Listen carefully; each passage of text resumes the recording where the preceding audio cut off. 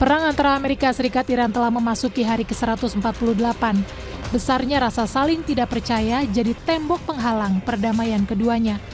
Akankah perang sengit berlanjut dan menghanguskan upaya perdamaian? Bagaimana taktik yang disiapkan Iran menghadapi serangan besar-besaran AS? Kita akan bahas bersama pengamat militer dan pertahanan Universitas Indonesia, ada Pak Stanislaus Rianta. Selamat malam Pak Stanis. Selamat malam Mas. Pak Stanis, saat ini taktik apa yang dimainkan masing-masing negara?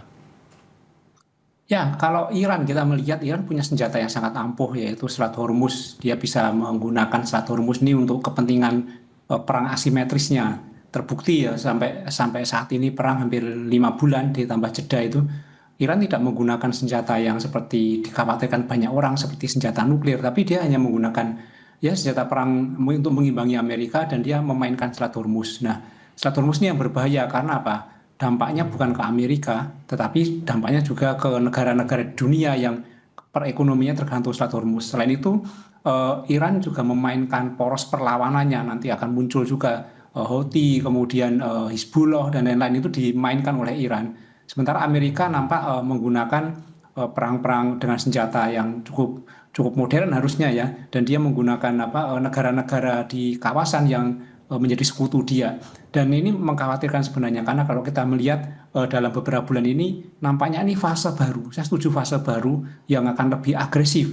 Jadi kita melihat bahwa Amerika lebih agresif, Iran lebih agresif. Nah, Amerika memang nampak membutuhkan deklarasi kemenangan karena Trump sendiri kan menghadapi pemilu sela. Dia akan ditagih oleh masyarakat rakyat Amerika Serikat, perang selama ini dengan biaya yang cukup besar ini apa hasilnya gitu loh. Karena Amerika belum menang, Iran belum kalah, makanya Trump juga perlu suatu kertakan-kertakan supaya deklarasi kemenangan itu bisa segera dilakukan.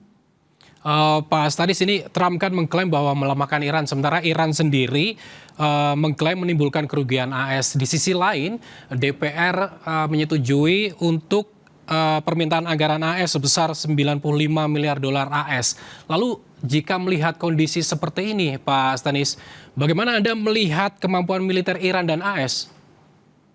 Ya, kalau kita melihat perang itu prinsipnya adalah secepat mungkin bisa menang. Jadi secepat mungkin sehingga kerugiannya juga seminimal mungkin, kemudian resikonya seminimal mungkin, dan biayanya serendah mungkin.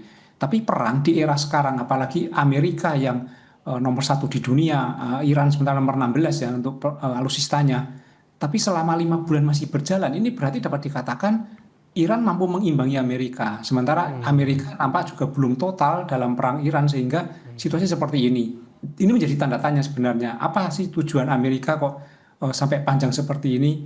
Kenapa dia tidak mengerahkan senjatanya yang cukup canggih untuk memenangkan perang ini? Sementara Iran, karena posisinya dia adalah negara yang diserang, dia juga mampu menghadapi itu. Bahkan beberapa waktu yang lalu kan CIA melakukan rilis tidak resmi bahwa 70% persenjataan Iran itu masih utuh. Nah, ini membuktikan bahwa Iran punya daya tahan yang cukup kuat. Nah, terkait dengan persetujuan Kongres dengan dana yang cukup besar, kalau nggak salah sekitar 1.700 triliun atau berapa ya, itu cukup besar sekali dan cukup mengagetkan, karena dugaan pertamanannya adalah Kongres tidak akan menyetujui ini, tapi dengan setujunya ini berarti ini amunisi baru untuk Trump, dan dia bisa membuktikan kepada masyarakat Amerika bahwa Amerika itu kuat.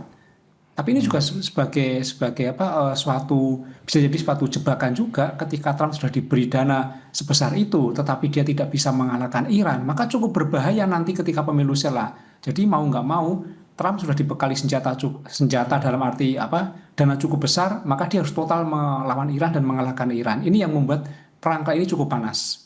Jika tadi Anda mengatakan bahwa Selat Hormuz ini menjadi senjata Iran untuk melemahkan AS, lalu sebenarnya ke depannya nih, jika AS bilang akan perang besar-besaran, yang disasar AS untuk melemahkan Iran apa? Ya, Iran tidak hanya melemahkan AS, tapi juga melemahkan dunia. Jadi dia sengaja menggunakan ini sehingga banyak negara terdampak. Iran juga menggunakan ancaman-ancamannya, termasuk ketika kita melihat bahwa NATO sama sekali tidak bersuara. Negara-negara NATO ini menunjukkan bahwa negara NATO berpikir ulang kalau untuk membantu Amerika, karena jarak negara NATO itu sekitar 3.000 km dari Iran, sementara Iran mempunyai peluru kendali yang mampu menjangkau 5.000 km. Ini membuat negara NATO mengambil sikap diam. Nah, dampaknya apa kalau nanti Selat Hormuz benar-benar dimainkan? Saya kira dampaknya tidak secara langsung pasti akan terjadi perang di situ ya. Tetapi secara tidak langsung itu dampaknya ke dunia cukup berat. Bagi kita juga gitu loh. Nanti pasti ketahanan energi akan menjadi berat. Kemudian logistik, kemudian perdagangan di Timur Tengah. Dan kita lihat bahwa Eropa saat ini sedang memasuki musim dingin. Sementara Eropa itu tergantung dengan pasokan gas dari Qatar. Dan ini hanya melewati Selat Hormuz. Ketika nanti ini terganggu, maka Eropa bisa mengalami krisis energi. Jadi dampaknya cukup berat. Dan inilah yang dimainkan oleh Iran supaya Amerika berpikir dua kali ketika melakukan serangan atau perang di Selat Hormuz. Karena apa? Dampaknya tidak hanya ke Amerika, tapi juga negara-negara besar, termasuk di Eropa, yang nanti bisa melakukan tekanan terhadap Amerika. Jadi Anda melihatnya eskalasi perang AS dan Iran ini ke depannya seperti apa, Pak Stanis?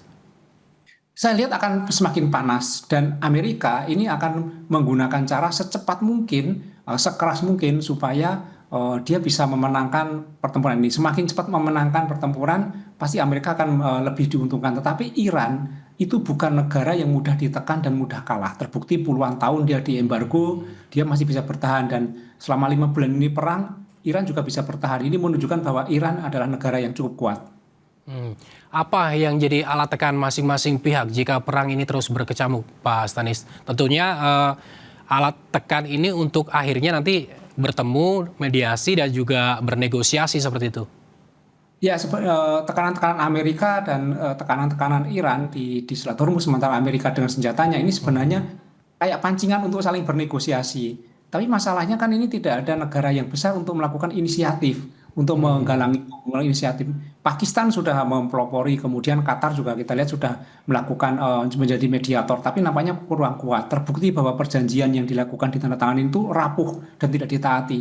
Saya kira perlu peran besar dari negara-negara yang lain supaya mendorong kedua negara ini melakukan mediasi, melakukan komunikasi dari mediasi negara-negara besar. Kita harapkan sebenarnya seperti Turki, kemudian Rusia, Cina ini mampu menggalang kekuatan supaya dua negara ini duduk. Dan jangan lupa ada aktor lain yang tidak dilibatkan kemarin dalam perundingan, dan ini menjadi kita lihat bahwa menjadi provokator perang ini terjadi, seperti Israel. Israel ini kan tidak dilibatkan dalam perundingan, tetapi dia memprovokasi supaya nampak bahwa Amerika tidak melakukan perundingan dan dia ingin bahwa Amerika tetap perang dan Iran kalah. Jadi Anda melihat bahwa Israel nantinya ke depan juga akan pengaruhi perang ini, apakah akan terjadi negosiasi atau bahkan akan lebih meluas lagi? Ya kan waktu perundingan pertama kan juga Israel provokasi kan supaya Amerika tidak melakukan perundingan. Tapi ketika terjadi perundingan ini banyak pihak mengatakan Amerika sama Israel pecah kongsi. Ternyata tidak pecah kongsi, Amerika terus tetap melakukan serangan. Jadi saya kira Israel menjadi salah satu aktor penentu terjadinya apakah ini perang atau perang berhenti. Jadi tidak cukup sebenarnya hanya Qatar, kemudian Pakistan, tapi perlu negara-negara besar lain seperti Rusia, Cina, Turki, dan tentu saja Israel juga harus diberikan tekanan supaya dia tidak melakukan provokasi.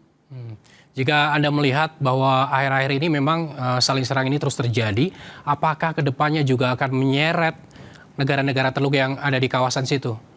Ya kan sudah terjadi juga, serangan-serangan Iran juga dilakukan kepada banyak negara-negara di kawasan. Di pangkalan-pangkalan militer pangkalan militer Amerika di negara-negara kawasan dilakukan serangan oleh Iran. Kemudian juga mereka ada yang membalas juga. Tadi Yordania juga melakukan penangkalan terhadap rudal-rudal Iran. Jadi saya kira konflik ini akan meluas di kawasan Timur Tengah dan ini cukup berbahaya bagi dunia, tidak hanya Timur Tengah tapi bagi dunia. Baik, terima kasih Pak Stanislaus Rianta, pengamat militer dan pertahanan Universitas Indonesia telah bergabung bersama kami di Kompas Malam.